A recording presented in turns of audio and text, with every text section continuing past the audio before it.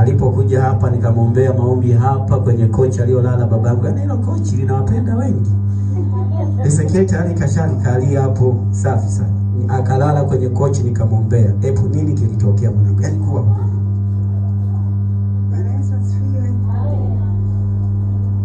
kiukweli taarifa za baba nilizipata muda mrefu sana sana sana, na kama ingekuwa kwamba nimechukua maamuzi kwa kipindi hiko, basi nadhani sasa hivi ningezidi kubadilika na kuwa mtu mwingine zaidi. Nilipokuja kwa mara ya kwanza, baba aliniombea, kuna vitu vingi sana aliniambia, na vitu alivyoniambia vyote vilikuwa kweli. Hakuna hata kitu ambacho nilikosea. Akanambia nije tena, nilipokuja tena, nilifika hapa kabla kina dada Martha wote hawajatoka. Wameshafanya usafi, nikakaa nikawasubiri. Baba alipokuja aliniombea kama alivyosema kwenye lile kochi. Lile kochi ndio lilinifungua kwa kupitia makofi kwa nini ulipotoka ilikuwaje?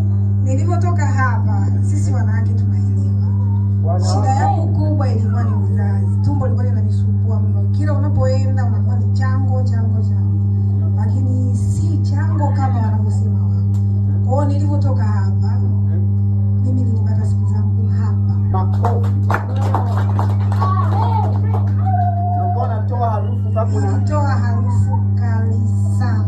Yaani kiasi kwamba mpaka nilikuwa najihisi kwamba ninapotembea au nikikaa kwenye daladala, labda kuna mtu wa pembeni yangu anahisi ile harufu.